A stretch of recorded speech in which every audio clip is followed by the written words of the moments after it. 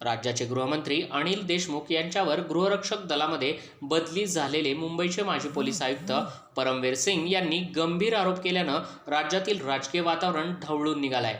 परमवीर सिंग यांच्या पत्रामुळे महाविकास आघाडी सरकारसमोर कोंडीत सापडल्याचं चित्र असून दुसरीकडे भाजपाही आक्रमक झाली आहे। याच धर्तीवर मनसे प्रमुख राज ठाकरे यांनी पत्रकार परिषद घेऊन गृहमंत्री अनिल देशमुख यांची चौकशी झालीच पाहिजे असं मत व्यक्त केलंय। याचबरोबर परमवीर सिंग यांची बदली का केली, त्यांची चौकशी का नाही केली असा सवालही राज ठाकरे यांनी यावेळी उपस्थित केलाय।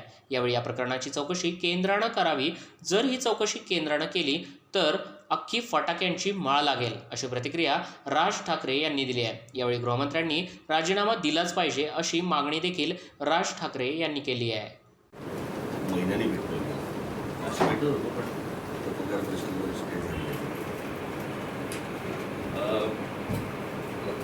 आज आपल्याशी आपल्या माध्यमाद्वारे देशी सर्वांशीच मी बोलू इच्छितो। बरेच दिवस मी या सगळ्या गोष्टी घडामोडी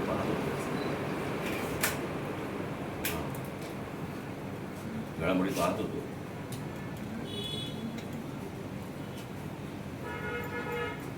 आणि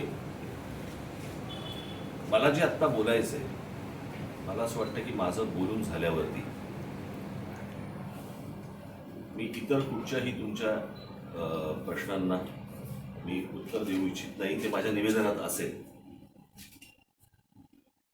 आणि ते मी पण का देऊ शकणार नाही किंवा का द्यायची इच्छा नाही माझी, तेही माझ्या निवेदनामध्ये मला समजेल। कारण नाहीतर होतं असं की आपण अनेकदा पत्रकार परिषदा आपण घेतो आणि इतके विषय निघतात की त्याचा मूळ विषयच निघून जातो आणि मूळ विषय कुठचा असतो, काय असतो असा प्रश्न आपल्याला नेहमी पडतो। त्याच्यामुळे इतर मी विषयांना आज कुठे हात घालणार नाही, लावणार नाही। आज आपल्यासमोर येऊन भेटण्याचं परमवीर सिंग यांनी महाराष्ट्र राज्याच्या गृहमंत्र्यांवरती केलेले आरोप,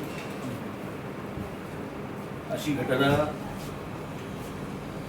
एखाद्या पोलीस कमिशनरने गृहमंत्र्यावरती अशा प्रकारची 100 कोटी दर महिन्याला आले पाहिजे असं गृहमंत्री कमिशनरना सांगतात, अशी घटना मला नाही वाटत महाराष्ट्र काही देशाच्या इतिहासात आजपर्यंत कधी काही अशी घडली असेल।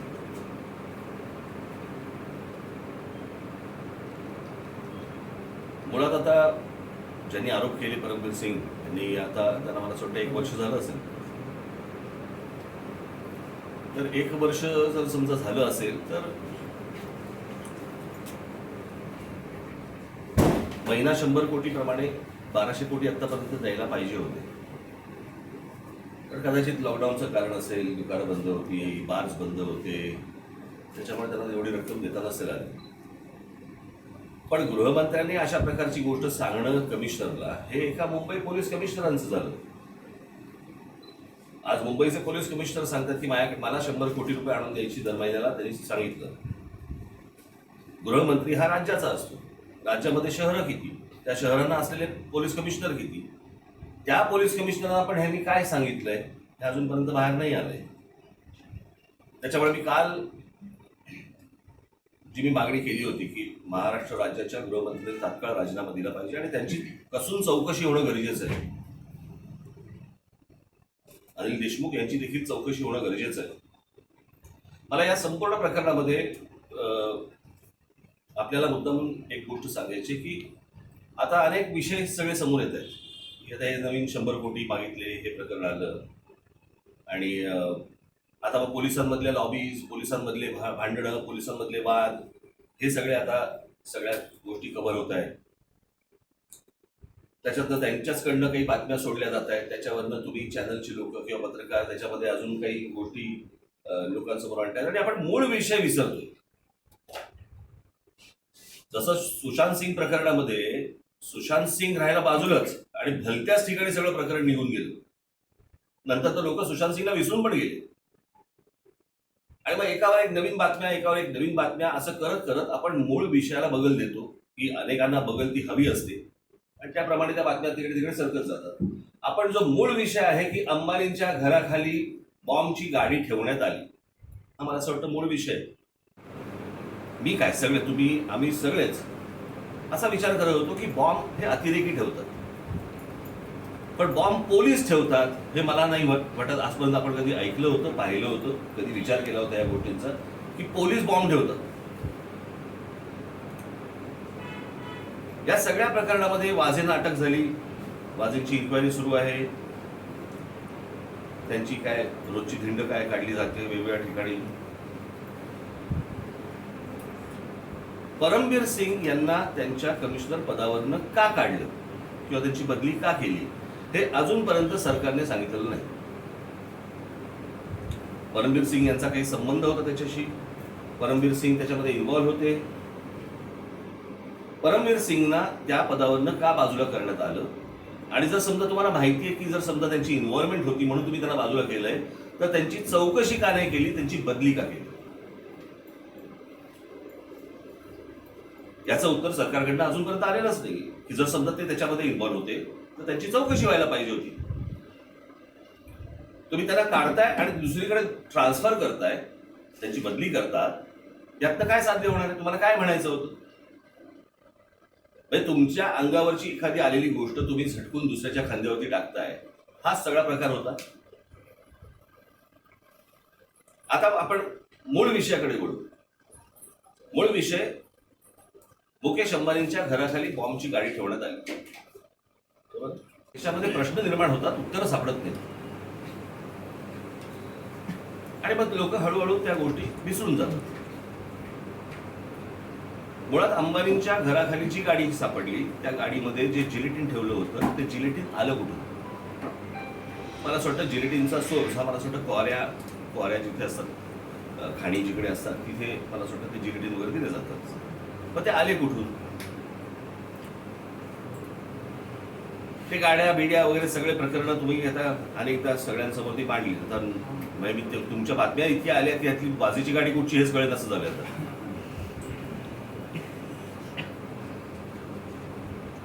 आता आपण वाझे प्रकरण जर नीट पाहिलं तर वाझे प्रकरण, या वाझेला ख्वाजा युनूस प्रकरणामध्ये 17 वर्ष निलंबित होतं. बरोबर आहे? 17 वर्ष ते निलंबित होत होतं आणि 58 दिवस हा माणूस जेलमध्ये होता. त्याच्यानंतर इथे भारतीय जनता पक्ष आणि शिवसेनेचं सरकार आलं. त्याच्यानंतर वाझे हे शिवसेना पक्षामध्ये त्यांनी प्रवेश केला. घेऊन कोण गेलं होतं अजून हा प्रश्नाचं उत्तर नाही आलं. बरोबर? की वाझेंना कोण घेऊन गेलं? त्याच्यानंतर या वाझेंना पुन्हा पोलीस खात्यामध्ये आणावं असं उद्धव ठाकरेंनी देवेंद्र फडणवीस यांना सांगितलं. असं देवेंद्र फडणवीसच मला वाटतं काल परवाकडे बोलले की ते माझ्या मागे लागले की याला पोलीस खात्यामध्ये घ्या. याचा अर्थ काय? याचा अर्थ एवढाच की हा वाझे शिवसेनेचे काय अध्यक्ष आणि आताचे मुख्यमंत्री यांच्या अत्यंत जवळचा माणूस. बरोबर? मुख्यमंत्री उद्धव ठाकरे आणि मुकेश अंबानी यांचे अत्यंत मधुर संबंध आहेत, सर्वश्रुत आहेत, ते काय लपलेलं नाही. म्हणजे त्यांच्या शपथविधीला देखील मुकेश अंबानी सहपरिवार तिथे व्यासपीठावरती हजर होते. बरोबर आहे?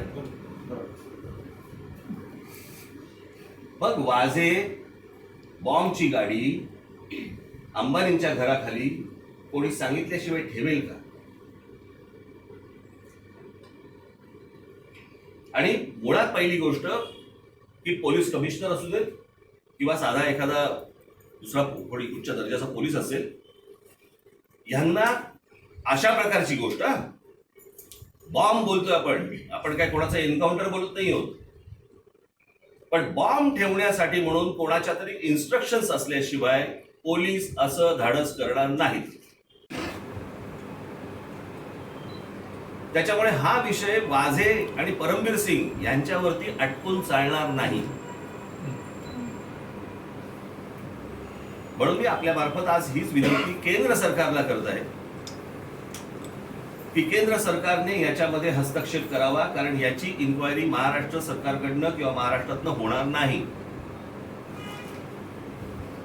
आणि जर केंद्राकडनं खऱ्या अर्थाने जर याची चौकशी झाली, मी आपल्याला सांगतो फटाक्याची माळ लागेल. कोण कोण आज जातील याची आपण कल्पना देखील करू शकणार नाही.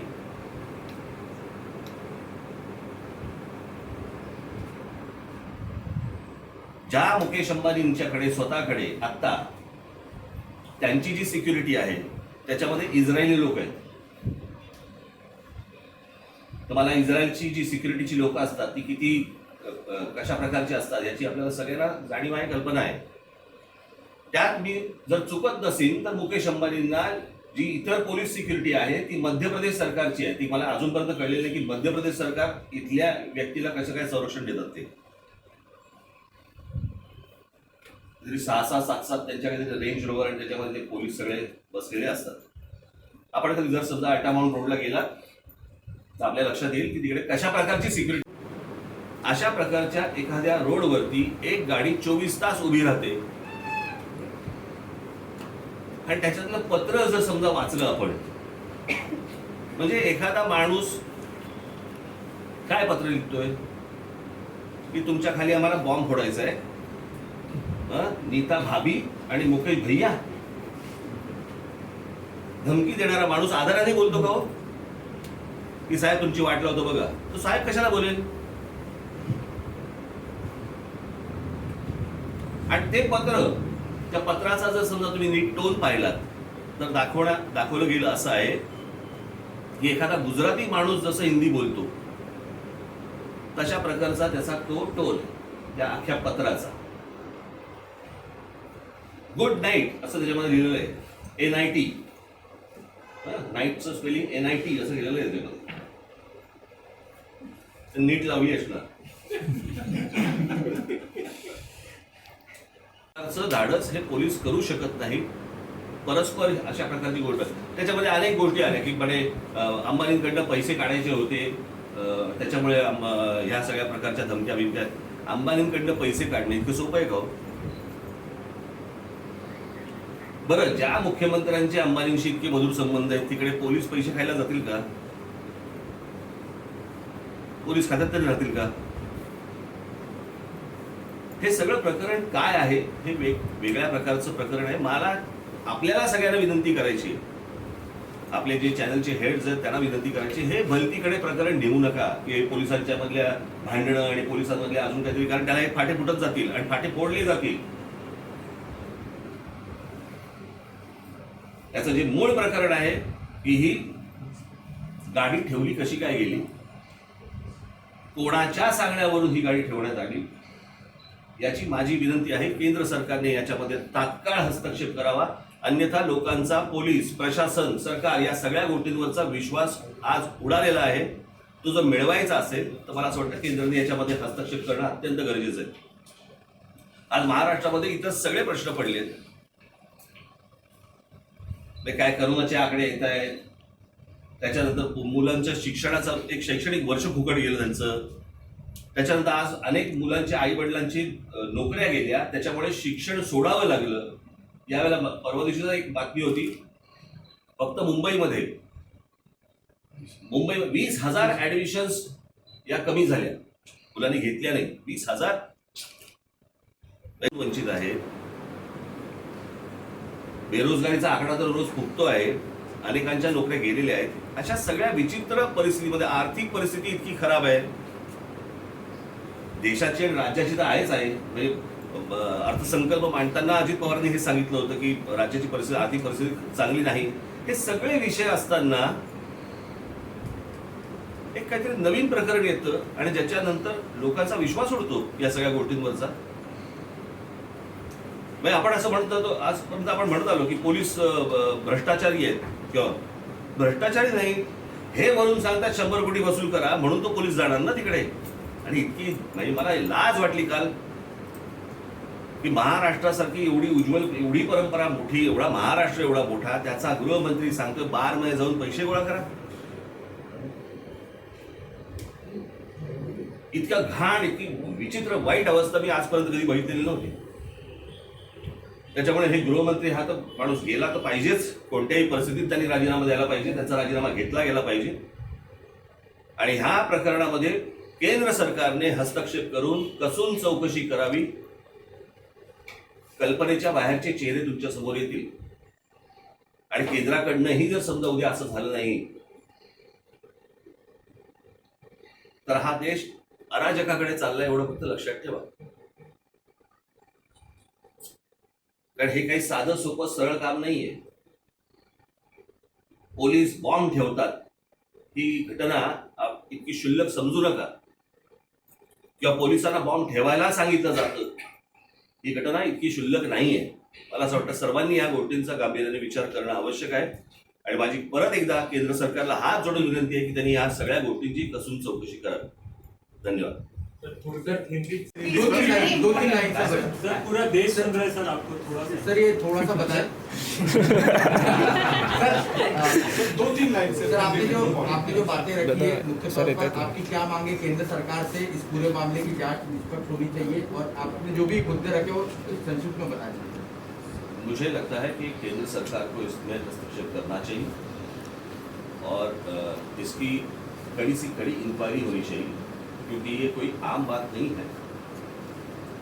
जैसे मैंने कहा था अभी पहले कि हम लोग पहले सुनते थे, सोचते थे कि बम टेररिस्ट लगाते हैं, लेकिन अभी पता चला बम पुलिस लगाते हैं. पुलिस बम रखते हैं और कोई भी पुलिस हो, पुलिस कमिश्नर हो या और कोई भी हो, किसी की भी हिम्मत नहीं होगी किसी के इंस्ट्रक्शन के बिना कि पुलिस ये काम करे. उनको जरूरत भी नहीं है, पुलिस डिपार्टमेंट को कोई जरूरत भी नहीं है. और किसके घर के बाहर, जो देश का सबसे बड़ा उद्योगपति है, उनके घर के बाहर जिनकी एक इजरायली सिक्योरिटी है, और मुझे लगता है कुछ मध्य प्रदेश की भी उनके पास सिक्योरिटी है, ऐसे मुझे कुछ पता चला है. उस रोड पे आप एक दो बार गए तो आपकी इंक्वायरी भी हो सकती है. वहां पे एक 24 घंटे गाड़ी खड़ी रहती है एक बम लेके, और उसमें एक लेटर रहता है जिसमें मारने की एक रिक्वेस्ट होती है कि मैं आपको मारने वाला हूं, प्लीज आप तैयार रहिए. हाँ, ऐसे कभी आज तक महाराष्ट्र में हुआ नहीं. यानी बाहर की जो स्टेट्स है वो आज तक महाराष्ट्र का एग्जाम्पल देते हैं. हम लोग कहते थे कि भाई स्कॉटलैंड यार्ड की जो पुलिस है उसके बाद मुंबई की पुलिस आती है. मुझे लगता है दुनिया भर में कहीं भी आप जाओ, किसी भी देश में जाओ, मुंबई पुलिस जैसी कोई पुलिस नहीं है. उन लोगों की, इन राज्यकर्ताओं ने, इन पॉलिटिशियंस ने ये हालत कर दी है कि लोग उनके ऊपर उंगली उठा रहे हैं. और इसलिए मुझे केंद्र सरकार से मेरी विनती है कि वो कड़ी से कड़ी इंक्वायरी करे, और अगर ये नहीं हुआ तो लोगों का, प्रशासन, सरकार, इन सारी चीजों के ऊपर से विश्वास उठ जाएगा. सर, एक्सक्लूसिव लेटर को लेकर आपकी क्या प्रतिक्रिया है? गृह मंत्री हूँ. तो अभी जो मुंबई पुलिस कमिश्नर ने कहा है, वो जो गृह मंत्री रहते हैं, होम मिनिस्टर जो होते हैं, वो राज्य के होते हैं. बाकी मुझे नहीं पता अभी तक कि बाकी के जो शहर है, वहाँ के जो कमिश्नर है, उनको क्या बताया है. बाहर का सिर्फ मुंबई में नहीं है. तो अभी तो ये शुरुआत है, और मुझे लगता है कि ये पूरा ये जो प्रकरण है वो आप कहीं और मत लेके जाइए. मुझे लगता है कि बम की गाड़ी किसने रखने के लिए कहा, वहां पे रखने के लिए कही है, वो मुझे लगता है बाहर आना चाहिए. बस सर इस्तीफा दे देना चाहिए इमीडिएटली. नहीं दिया तो लेना चाहिए, और इसकी इंक्वायरी महाराष्ट्र राज्य में नहीं हो सकती. सर, मुख्यमंत्री का अब तक इस पूरे मामले पर कोई बयान सामने नहीं आया. मुझे अभी तक पता नहीं चला है कि मुंबई पुलिस कमिश्नर को निकाला गया. कुछ तो कारण चाहिए ना कि मुंबई पुलिस कमिश्नर उस बम कांड में कुछ उसमें इन्वॉल्व थे, इसलिए उनका ट्रांसफर किया. ट्रांसफर क्यों किया? अगर आपने निकाला है तो कुछ चीज तो होगी जिससे आपने निकाला है. अगर निकाला है तो इंक्वायरी क्यों नहीं हुई, ट्रांसफर क्यों हुई? सर, अब तक गवर्नमेंट की ओर से कोई रिस्पांस नहीं आया है. सीएम ने अब तक कुछ उत्तर नहीं देखिए, दिया. मैंने अभी भी जो बात कही यहाँ पे, वो मैंने राज्य सरकार से नहीं कही. मैंने जो मांग की है वो केंद्र सरकार से की है. मुझे लगता है कि केंद्र से कोई ना कोई रिस्पांस आ ही जाएगा, मेरे बोलने से नहीं सर. लेकिन मुझे लगता है कि ये इतनी छोटी बात नहीं है एक गाड़ी में बम भरा हुआ है, बम रखे हुए हैं और एक उद्योगपति के घर के बाहर खड़ी है गाड़ी, ऐसे ये सीधी बात नहीं आहे. आता तुम्हाला हेच सांगायचंय, दुसरीकडे वळवू नका. समजा असले तर नंतर शोधू. पहिली गाडीत बॉम्ब गोळे ठेवायला सांगितले ते पहिले शोधू. सर अनेक जण मागणी करतायत की सरकार बरखास्त केलं जावं किंवा राष्ट्रपती राजवट लागू. प्रकाश हे बघा, हे आंबेडकर झालं सगळं पॉलिटिकल, हे सगळं झालं राजकीय. सरकार बरखास्त करा आणि मग अजून काही राष्ट्रपती राजवट लावा. यातनं गुन्हेगार निघणार आहेत का बाहेर, मिळणार आहेत का? मला ह्या मागचे गुन्हेगार कोण आहेत की इथपर्यंत ह्यांचा विचार जावा, इथपर्यंत की जो विचार अतिरेकी करतात तो विचार करायला ह्यांनी पोलिसांना भाग पाडलं. ते कोणी भाग पाडलं?